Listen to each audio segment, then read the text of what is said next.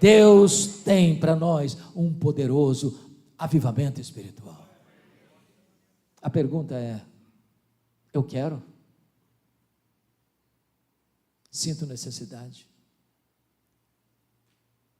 Me coloco nas mãos de Deus?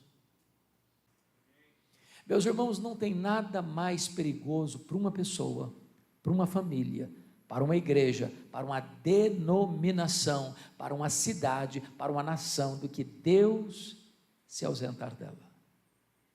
Este é o maior juízo. A ausência de Deus é pior do que a seca. A ausência de Deus é pior do que a falta de abastecimento. A ausência de Deus é pior do que um exército adversário. A ausência de Deus é o pior de todos os males que podem nos acontecer. A ausência de Deus é a grande ameaça para um povo. O maior problema de uma igreja não é a presença do diabo, é a ausência de Deus. E quando Deus se afasta, quando Deus se ausenta, a Bíblia diz: os nossos pecados fazem separação entre nós e o nosso Deus. Se o nosso pecado afasta Deus, o arrependimento traz de volta a presença de Deus. Se antes tinha Icabode, foi-se a glória do Senhor, agora a Shekinah de Deus volta a descer sobre a nossa vida, sobre a nossa casa, sobre a nossa tenda, sobre a nossa igreja. Nós precisamos da presença de Deus. Foi o que Moisés disse para o Senhor, quando Deus se irou contra o povo, dizendo: eu não vou mais, Moisés, com esse povo, eu vou cumprir minha palavra, eu vou introduzir vocês na terra prometida, um anjo vai acompanhar vocês, eu vou dar para vocês a terra que eu prometi, mas eu não vou mais junto com vocês. E Moisés respondeu: Senhor, se tu não fores conosco, não nos faça subir deste lugar. A terra prometida é maravilhosa, um anjo é tão importante para nós, mas é a tua presença que mais precisamos. Então, Senhor, nós não podemos abrir mão, é da tua presença. Você pode ter dinheiro, você pode ter sucesso profissional, você pode ter saúde, você pode ter amigos, você pode ter família, você pode ter igreja, mas se Deus não estiver presente, nada disso vai fazer razão e significado para nós. Se o Senhor não estiver conosco, nós não poderemos nada, mas se Deus estiver conosco, então somos mais do que vencedores. Se Deus é por nós, quem será contra nós? Mas agora notem o versículo 28, porque tudo isso aqui, meus irmãos, é uma espécie de preparação para esta promessa. Olha o verso 28, e acontecerá depois que derramarei o meu espírito sobre toda a carne. Vossos filhos e vossas filhas profetizarão, vossos velhos sonharão, vossos jovens terão visões, e até sobre os servos e sobre as servas derramarei o meu espírito naqueles dias. Preste atenção nesse ponto. E acontecerá depois, não antes. E acontecerá depois. Depois de quê? Do arrependimento, do acerto de vida com Deus. Esperar avivamento sem arrependimento, irmãos, é botar o carro na frente dos bois. Leia a história bíblica, leia a história dos avivamentos. Nunca houve um avivamento sem que primeiro se tratasse do problema do pecado, do arrependimento. E aqui eu chamo a sua atenção que nesse derramamento do Espírito não tem a questão do gênero. É sobre os filhos e sobre as filhas. É o gênero masculino e é o feminino, é o homem e a mulher, é o filho e a filha. Não tem um gênero mais privilegiado, não tem um gênero menos privilegiado. Todos são cheios do Espírito Santo do mesmo jeito. Segundo, não tem aqui idade sagrada. Os velhos e os jovens são cheios do Espírito Santo do mesmo jeito. Irmãos amados, as crianças podem ser cheias do Espírito Santo, os adolescentes podem ser cheios do Espírito Santo, os jovens podem ser cheios do Espírito Santo, os de cabecinha branca podem ser cheios do Espírito Santo. Esta bênção está disponível para todos, sem exceção, sem exceção. Não tem idade sagrada. Terceiro, Não tem aqui, irmãos, questão de classe social. O verso 29 diz: até sobre os servos e as servas eu derramarei do meu espírito. O empresário mais rico de Sorocaba, a mulher que trabalha limpando o chão da fábrica, podem ser cheios do Espírito Santo do mesmo jeito, do mesmo jeito.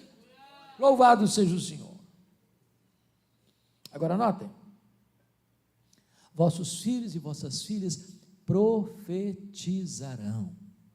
E profetizarão aqui significa que eles se levantarão para proclamar a palavra de Deus. Nós estamos clamando e orando para que Deus levante os nossos filhos, para que Deus levante os nossos netos, para que Deus levante os nossos adolescentes, para que Deus levante os nossos jovens, para ser uma geração cheia do Espírito Santo, para se levantar no poder do Espírito Santo, para pregar com poder a sua palavra.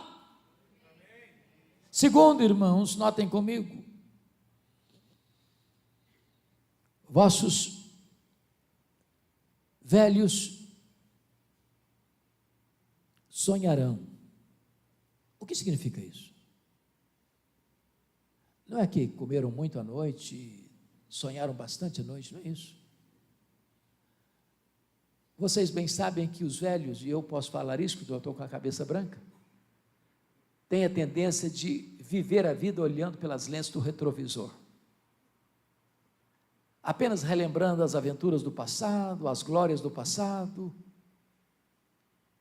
Mas um velho cheio do Espírito Santo, ele sonha, ele olha para frente, ele tem planos, ele tem projetos, ele é um Caleb da vida, que quer conquistar uma montanha aos 85 anos.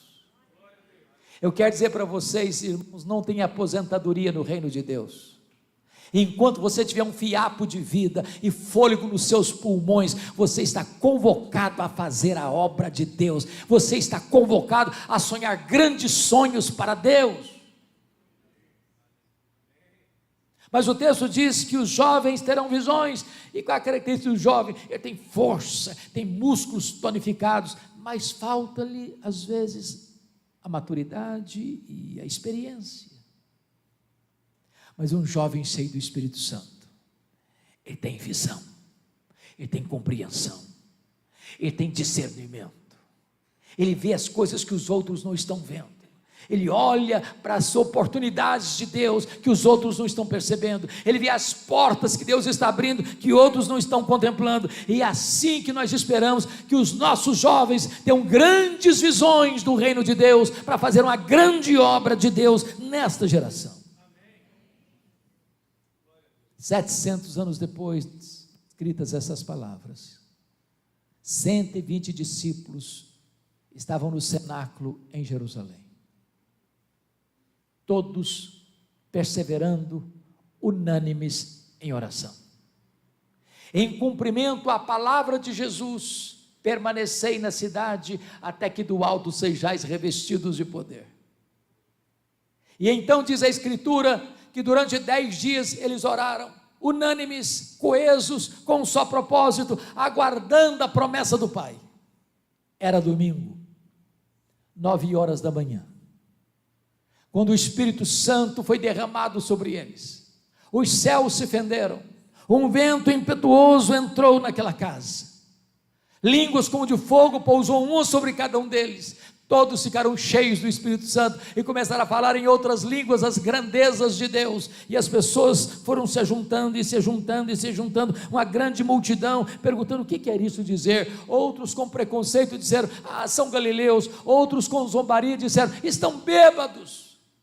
Mas Pedro, cheio do Espírito Santo, se levantou e disse: não, é 9 horas da manhã, essas pessoas não estão embriagadas. O que está acontecendo aqui é o que disse o profeta Joel, que nos últimos dias Deus derramaria do seu Espírito sobre toda a carne. Esta promessa está se cumprindo, o que Deus prometeu está acontecendo, e esta promessa não é apenas para vós, é para os vossos filhos, é para aqueles que estão longe, é para quantos o Senhor nosso Deus chamar. Esta promessa é para a igreja presbiteriana Filadélfia de Sorocaba, esta promessa é para as igrejas evangélicas aqui representadas, esta promessa é para o Brasil, esta promessa é para você, esta promessa é para mim, esta promessa é para hoje.